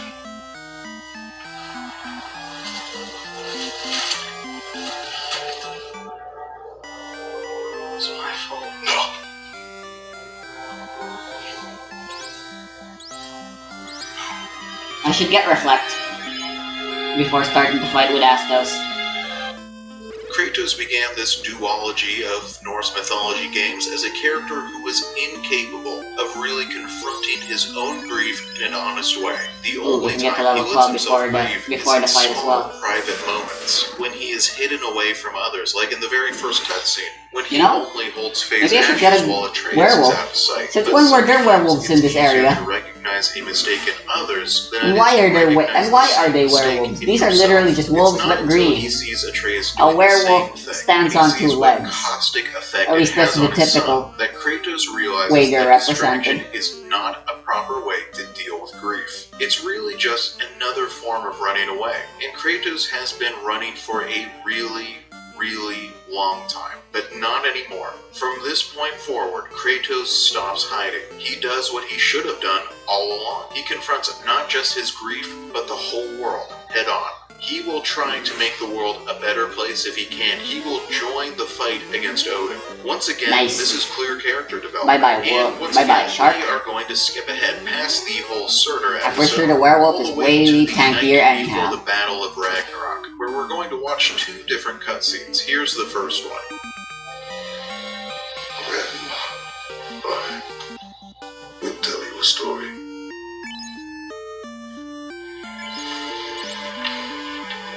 If I fall asleep, promise you'll finish it tomorrow. Nope, the shark was still tankier. Who knows, the poison might Of help. course. Now, close your eyes.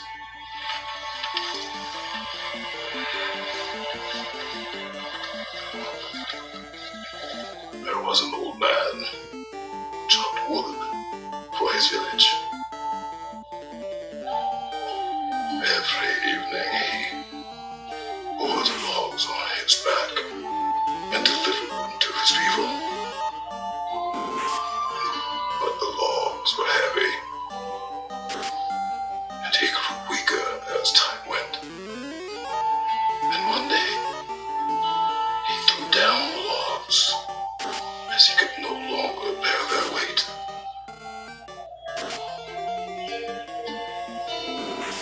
And he called for death to come to him. And when death arrived,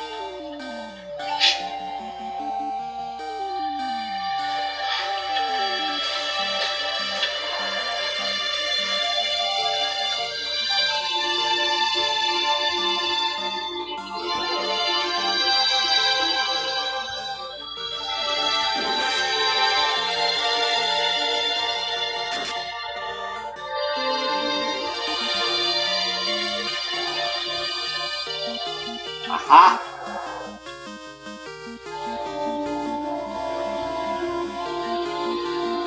Emily does not have to be left behind. Under Mara's obviously superior leadership, the team's been doing well despite the fact that the odds are way more stacked against them than back with Teos versus group.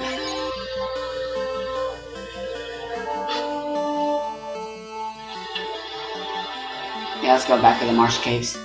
Okay, first That's of where all, the money's at. Kratos. Dude, that is a terrible bedtime story. It is It just sure is. depressing and miserable. But also, this is a bedtime story about Kratos himself. A man who can no longer bear the weight of the logs he carries each day. Except Kratos does not carry logs. He carries regrets. He carries mistakes. He carries grief and so much death. So many people in Kratos' life have died. The entire city of Sparta, all of his comrades in arms, his home, his brother, his first wife, his biological daughter Calliope, his adopted daughter Pandora, his father Zeus, his former patron Athena, his former ally Gaia, his second wife Lafay, and now Brock too, who he shared a true emotional connection with earlier in this game. And that doesn't even count all the people he has killed himself, especially recently. I think the killing of both Baldur and Heimdall took a lot out of him. He did not want to kill either of them. How much death and grief can one man bear before it just becomes too much? And Kratos is someone who It's has good to called know for that death. imps are back At to the end being of the way first they game, are when he supposed could to no be longer bear his regrets, he at this threw point of the himself game. off a cliff. Kratos Absolute is someone jokes. who has survived suicide, and not because he wanted to survive it. And you can see in his reaction, hear in his voice, that once again, it is becoming too much to bear for him. His grief weighs too heavily on him. Without Atreus, what reason would he even have to live if it means having to live with all this grief? And once again, in a moment of doubt and personal crisis, he has another dream of Lafay, so let's watch that together too. Death is a natural part of life, my love. I wish only to be prepared for when my time comes.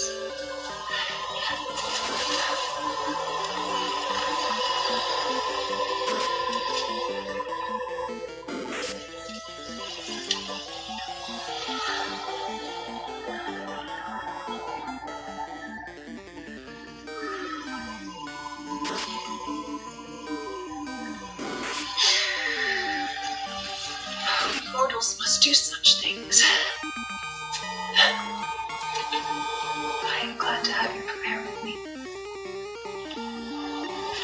You prepare for a distant future. There is much time ahead of us. I wished it better a future that will exist without me whenever that day comes. For you and for our son.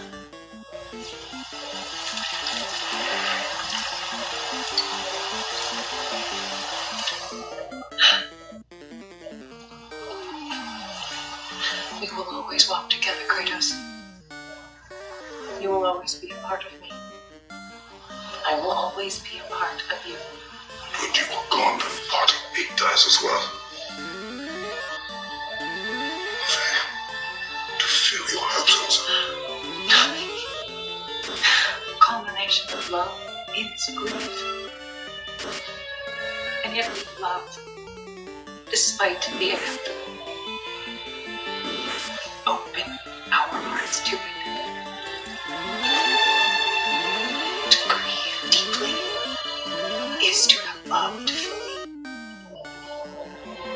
Open your heart to the world as you have opened it to me, and you will find every reason to keep living in it. In this final dream, we see Kratos and Faye preparing for her funeral pyre, for her death. We see a Kratos who is terrified by grief. He does not want to feel grief. He does not want to feel her absence. He does not want her to die. But Faye has a different view. To her, grief is normal, just as death is normal. Something to be discussed, to be accepted. The only people who never feel grief are those who have never loved. A life without grief was a life without love. It's a really healthy and productive view of loss and grief, something Kratos really needs to hear. Not But even there's a level more 4 to this dream anti-ice than that. still Faye is not dealing only the here same to base comfort damage. Kratos, she's also trying to communicate something to him, set him on the right path, just like in the last two dreams. This time she tells him to open his heart. If he opens his heart to the world, he will find reasons to live. At this point, Freya has already asked Kratos to lead the armies of Ragnarok, and he has refused. By that decision, he is still sort of secluding himself, cutting himself off from the rest of the army. Faye tells him to choose another path, to become a leader once again, to become a part of the world around him. He has managed to open his heart to her and to Atreus. Now it's time to open himself Yeah, up let's to keep the going. world. May as well. And that's exactly what he does. Let's watch the scene where Kratos finally I'm having becomes doubts a now. leader of men again. But as you listen to the speeches here, pay really close Don't you attention dare. to the language Don't the you characters use. Because I think Don't you there's dare. actually something really Thank you. troubling going on in this scene. Okay, here it is. I came to these lands to escape my past, to start a new life. I can hide no longer.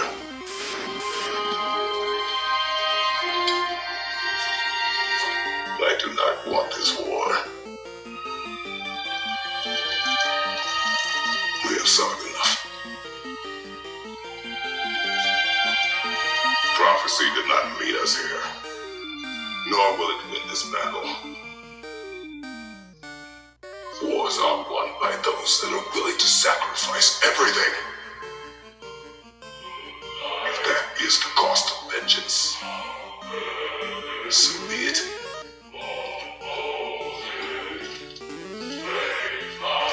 Odin has taken so much from us already. The realms have suffered enough. No matter the cost. This ends today. Going out in a blaze of glory means that Odin burns too. Might as well be. A big fat smile on my face. In some ways, this should be a really feel-good sort of moment. This is a character fulfilling 2 whole games worth of growth. Kratos has stopped hiding, stopped running, stopped cutting himself off from the world. He is a leader again, a general again. His story has come full circle, back to the very beginning. He is respected. He has this whole group of allies who are proud to fight beside him. Kratos has grown so much, but there's a really insidious problem lurking here too. Listen to the language these characters are using. We will sacrifice everything. Vengeance, no matter the cost. We will burn ourselves so that our enemies may burn too. The stories of these last two God of War games have often been about the importance of empathy and compassion. Characters making an effort to understand each other, to forgive each other, to learn and to grow. But what is the place of empathy in wartime? Is there any room for compassion on a battlefield? What we're seeing here is a group of otherwise pretty empathetic and sympathetic characters who are casting aside their empathy in the name of war. And maybe they have to. Maybe becoming a sort of pitiless, compassionless monster is the only way to win a battle. That question sets us up for Kratos' final leg of character development, because midway through the battle for Ragnarok, Atreus runs headfirst into this same question, and it is Kratos who comes up with a new answer. Let's watch the scene where that happens together. You don't get to use us anymore.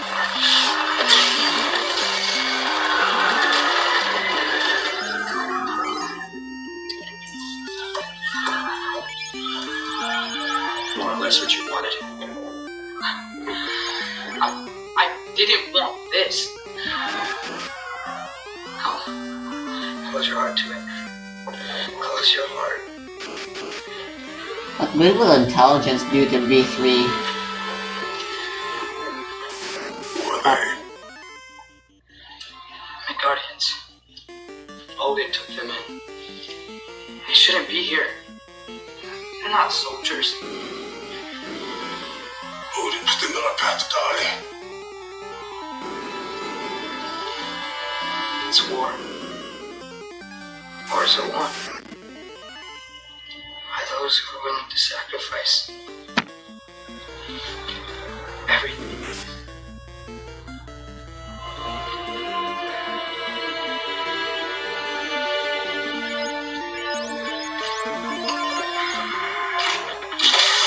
What are you doing? Son, listen closely. You feel their pain because that is who you are. And you must never sacrifice that. Never. Not for anyone.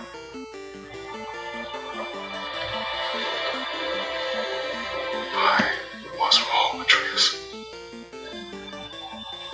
I was wrong. Open your heart. Open your heart to their suffering. That is your mother's wish. And mine as well.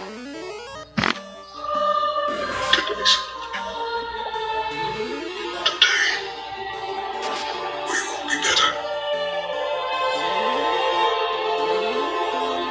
But what can we do? Why have you stopped?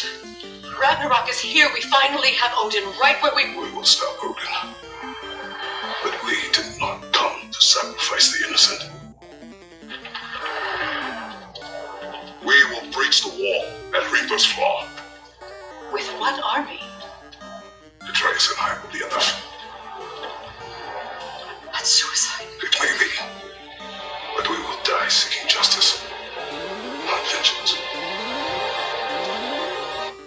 Atreus is the most empathetic character in the series. More than anyone else, he cares about others. He is kind. That nurturing side of him is represented in the way he cares for animals. So, of course, he is the one who is most affected by the horrific realities of battle. Unlike all the other characters here, this is his first true full-scale battle. The first time he has encountered slaughter and death at this scale. The other characters have grown numb to it, but not him, not yet. So much of the violence in these games is inflicted on what are basically mindless monsters. Like, you never have to feel bad when you kill a Draugr or a Hellwalker or whatever else. You can slaughter those by the hundreds. They're just monsters. And even when you are killing fellow sentient creatures like the Raiders in Midgard, or the Elves in Alfheim, that can at least be justified as self-defense. But Ragnarok is different. This time, Atreus is the one attacking their home. This time, he is striking first. These Midgardians, who Odin has sent to their deaths to serve as mere cannon fodder, are not even warriors. They are refugees, sent to die by a tyrant who cares nothing for their lives. Atreus has spent time with these people. He has friends among them. He feels terrible when he sees them die. So, we come back to that question. What is victory in battle worth? What is the place of compassion on the battlefield?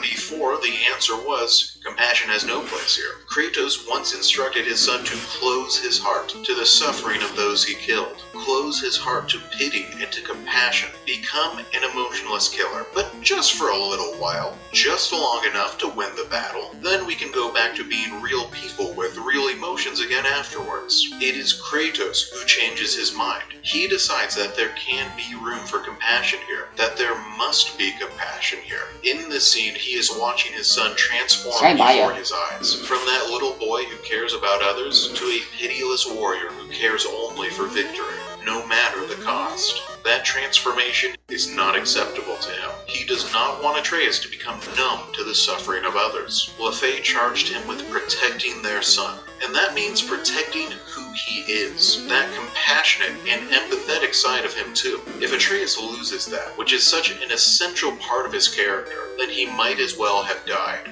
This is Kratos' final arc of character development. He's not just opening his heart to his family, and he's not just opening his heart to his comrades. Now he's going to open his heart to the suffering of his enemies too, to save his son from becoming the monster he once was. We're not going to watch the battles with Thor and Odin, because Kratos' character development is basically done now. When he offers mercy to Thor and Odin, that's just him following through with the growth we just saw, opening his heart to his enemies. When he says goodbye to Atreus, that is also fulfillment of previous character growth. We already watched the scene where he finally learned to let go. Instead, we're going to skip ahead to the very end, when Kratos sees a vision of his new future. Here it is.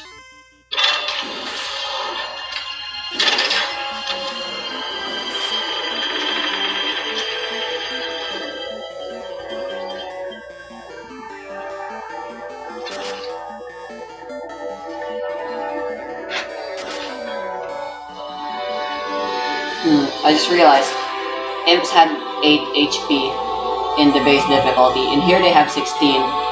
They doubled the stats of everyone. That's insane. No wonder pretty much all the enemies immediately already have triple-digit HP.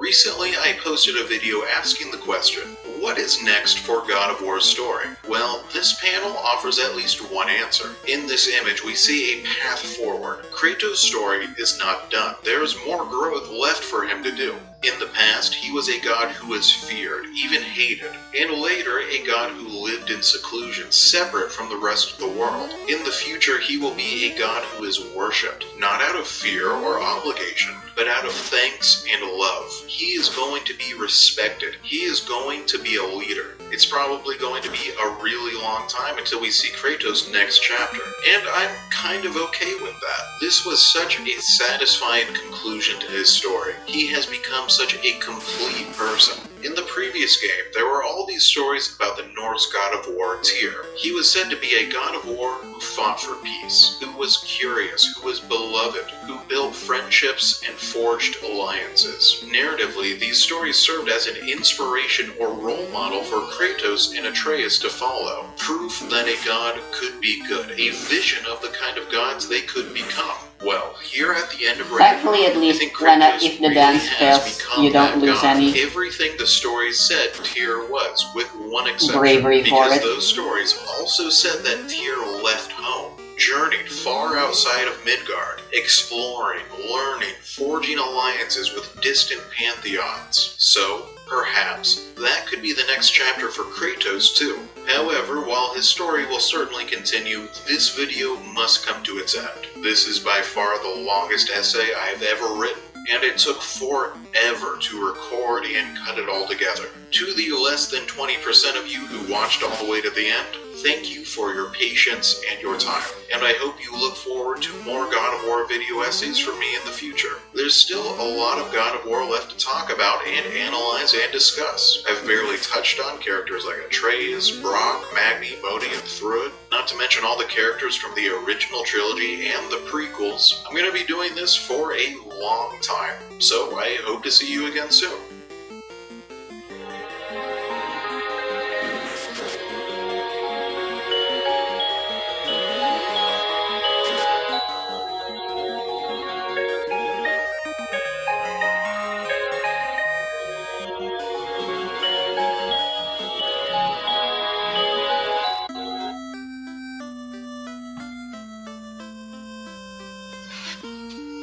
Their bodies are worth so much gold.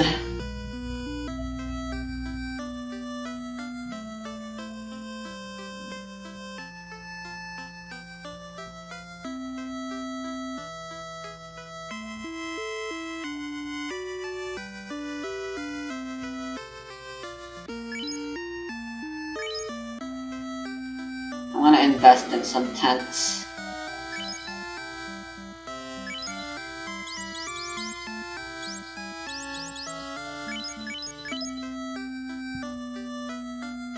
Maybe later. Alright, let's fill in the 4th level spells list for Eboli. Oh wow, she already has access to level 5. So does V3.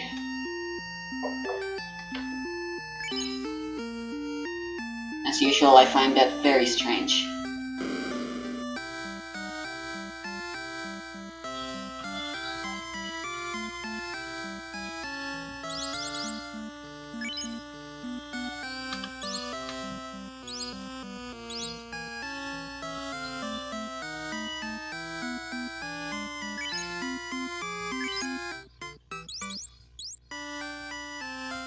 I guess on account of mute being honestly pretty worthless, bards are immune to silence already anyway, and there aren't that many enemies that can cast silence, and for that to be a serious threat to the magicians that you do get access to. So, oh, it grants resistance to silence. Never mind. I'll get anti-mute for excavation.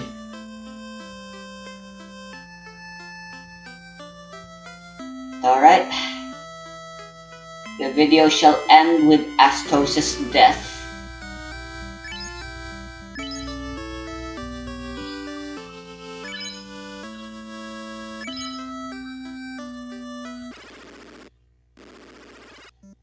And the acquisition of the Mystic Key. Well, I guess the Mystic Key can wait for next episode. I want to go to bed.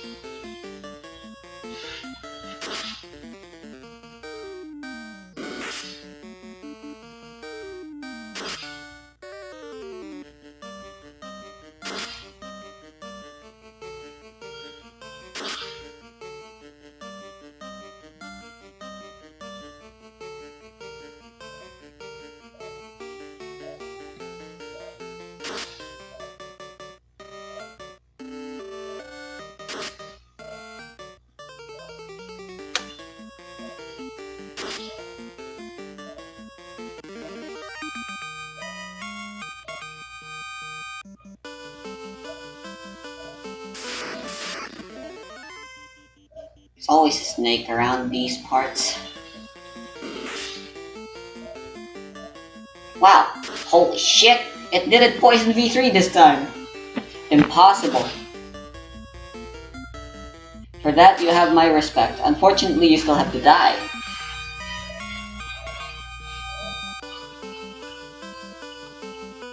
No hard feelings. Of course, a corpse can't feel anyhow.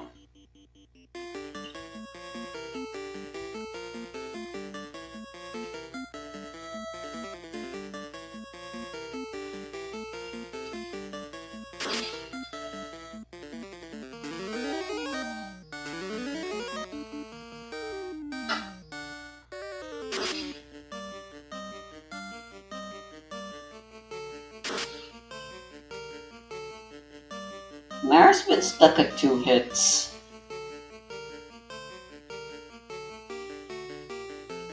Maybe she can strike more with Flurry.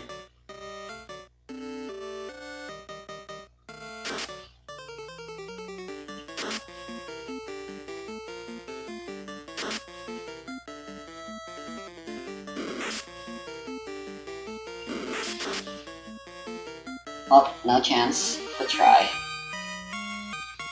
Thank you, Doggo. Bye, Doggo.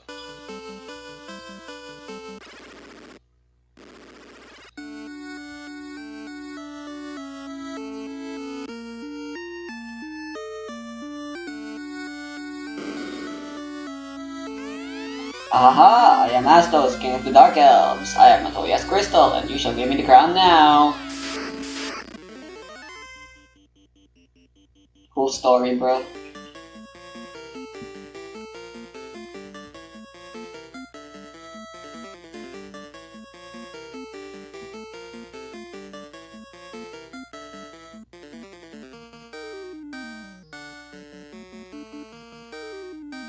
Reflect.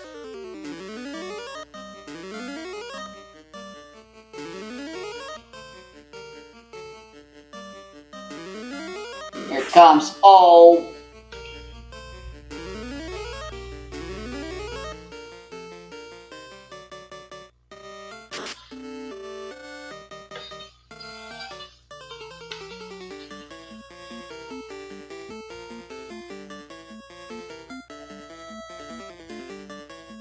I'm going to make you eat your heart.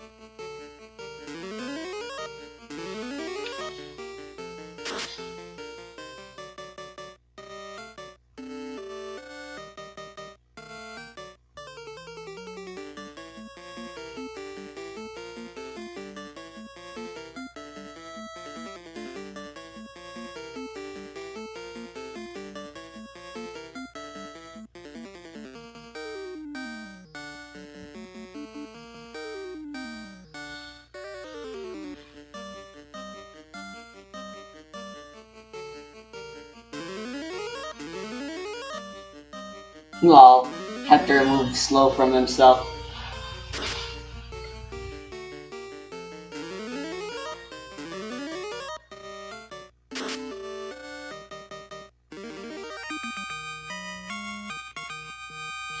That's 2000 XP.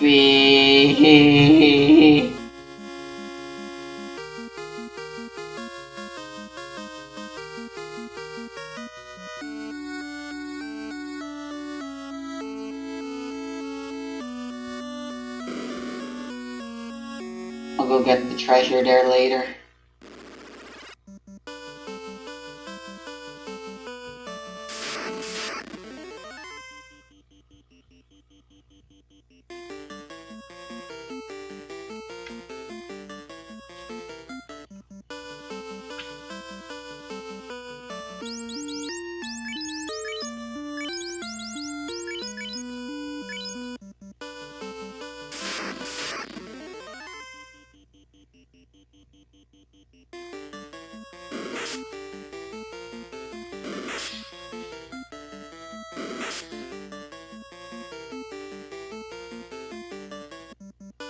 Astos just rubs us the wrong way. Come on, I'm literally there.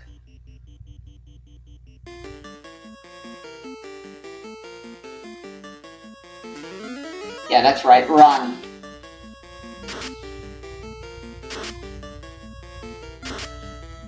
Outnumbered we may be, outmatched you sure are.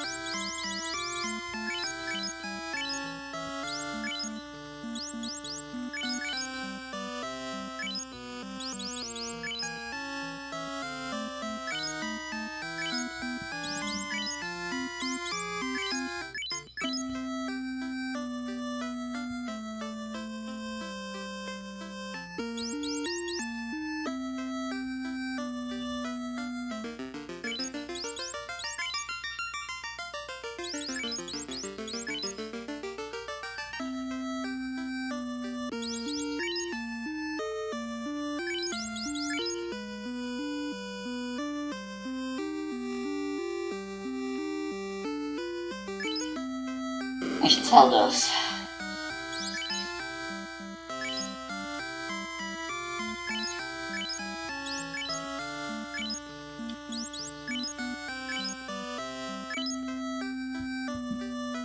It's like I never bought that soft. Alright, what's happening? The electricity's supposed to be out by now. Were they lying?